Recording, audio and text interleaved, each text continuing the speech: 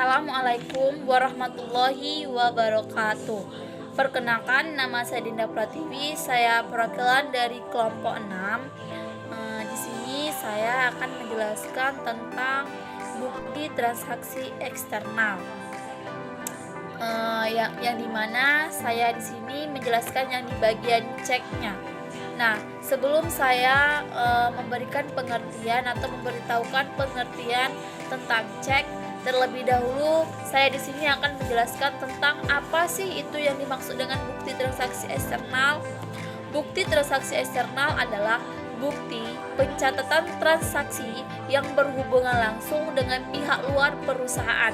Nah, di sini ada cek. Contohnya seperti ini, sudah saya desain, di mana cek itu pengertiannya adalah surat atau warkat atau dokumen yang berisi perintah tak bersyarat dari nasabah bank agar bank tersebut membayar sejumlah uang yang tertera pada surat itu, yang tertera pada cek tersebut kepada orang atau pembawanya. Yang kedua itu fungsi cek. Cek ini berfungsi sebagai bukti transaksi yang digunakan sebagai surat perintah dari pemegang rekening giro atau cek kepada bank supaya mengeluarkan sejumlah uang untuk diberikan kepada pembawa cek atau pihak yang dicantumkan dalam cek tersebut. Seperti dalam contoh cek saya di sini ada pihaknya adalah PT Sejahtera. Berarti bank ini harus membayarkannya kepada PT Sejahtera ini. Nah, di mana pemegang lembaran cek ini adalah pihak yang menerima pembayaran, sedangkan pihak yang melakukan pembayaran menyimpan sus atau potongannya. Nah, di sini saya juga akan menjelaskan tentang siapa sih pihak yang menandatangani cek ini. Cek ini adalah ditandatangani oleh orang pemilik dari cek ini yang akan ditarik dananya dengan menggunakan cek. Nah, di sini juga terdapat pihak-pihak yang berwenang. Nah, di sini kalau kita pergi ke bank, di situ ada namanya, kita langsung ke kasirnya. Nah, kasirnya ini bertanggung jawab untuk mengisi cek ini dan meminta otorisasi terhadap cek dan menyerahkan cek kepada pemegang dana kas kecil. Nah, nama orang yang menerima pemindahan cek ini terletak di bagian cek. Jadi nama orang yang memindahkan cek ini harus tercantum dalam cek tersebut. Nah, sekian hasil. Oke, terima kasih. Cukup sinilah penjelasan saya tentang cek. Selanjutnya akan dijelaskan oleh teman saya. Terima kasih. Perkenalkan, nama saya Serlianda Rizky. Di sini saya akan menjelaskan bukti transaksi kwitansi. Bukti transaksi kwitansi termasuk ke dalam bukti transaksi ekstern. Bukti transaksi kwitansi adalah bukti yang dilakukan pada saat pembayaran yang ditandatangani oleh si penerima. Fungsi bukti transaksi kwitansi dapat digunakan sebagai tanda bukti transaksi atau penyerahan sejumlah uang. Kwitansi harus dibubuhi dengan materai pada jumlah tertentu sesuai dengan peraturan yang berlaku. Lembar asli kwitansi diserahkan kepada yang membayar, sedangkan tebusan bagian perpotongannya disimpan oleh pihak penerima. Sekian penjelasan dari saya tentang bukti transaksi kwitansi. Assalamualaikum warahmatullahi wabarakatuh. Saya Muhammad Afif Arahab dari kelompok 6 ingin menjelaskan tentang faktur. Salah satu contoh gambar di atas adalah contoh faktur tagihan. Pengertian faktur. Faktur biasa juga disebut suatu perhitungan penjualan kredit yang akan diberikan oleh penjual kepada pembeli maupun konsumen. Menurut arti invoice,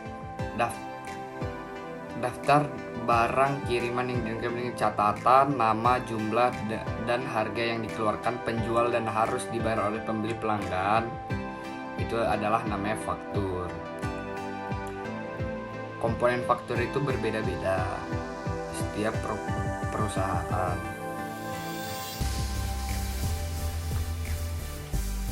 Berikut ini adalah beberapa komponen di dalam invoice. Nomor urut faktur.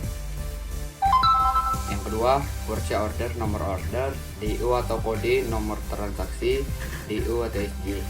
Detail barang, subtotal, total biaya, diskon bila ada, diskon biaya pengiriman bila ada, biaya PPN total biaya.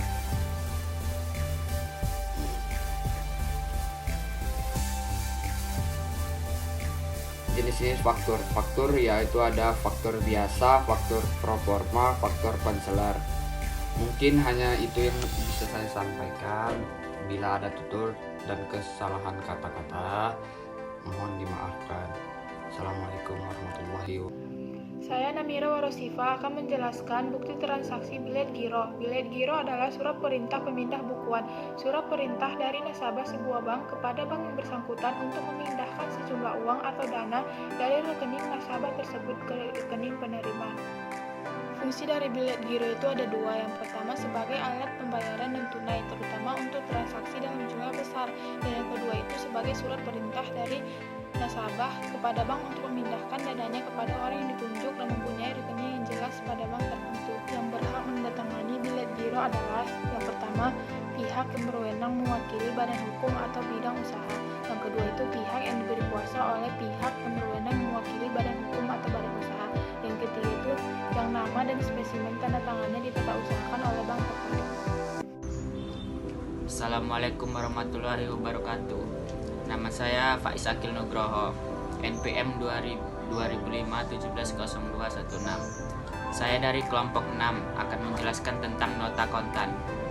Nota kontan adalah bukti transaksi pembayaran yang dikeluarkan oleh pihak pemilik usaha terhadap pelanggannya. Biasanya nota jenis ini diberikan secara langsung kepada pelanggan yang datang ke tokonya. Dengan begitu, transaksi bisa diselesaikan tanpa harus menunggu jatuh tempo. Terdapat beberapa hal yang harus dimasukkan ke dalam nota penjualan ini, meliputi 1. Hari dan tanggal keluarnya nota, 2. Pemilik usaha atau nama usaha yang dikelola, 3. Jenis produk yang dijual kepada pelanggan, 4. Kuantitas atau jumlah produk yang dijual kepada pelanggan, 4. Kuantitas atau jumlah produk yang diberikan, 5. Jumlah harga yang harus dibayarkan, 6. Tanda tangan sebagai bukti sah keluarnya nota. Saya akan memberikan contoh tentang nota kontan. Di sini ada nama perusahaan. Nama perusahaannya adalah Subur Makmur, Jalan Tentara Pelajar nomor 61 Surakarta. Dijual kepada Tuan Riko, alamat Jalan Merak nomor 21. Tanggal 17 November 2020. Nomor 1, nama barang tape recorder, jumlahnya 3 unit.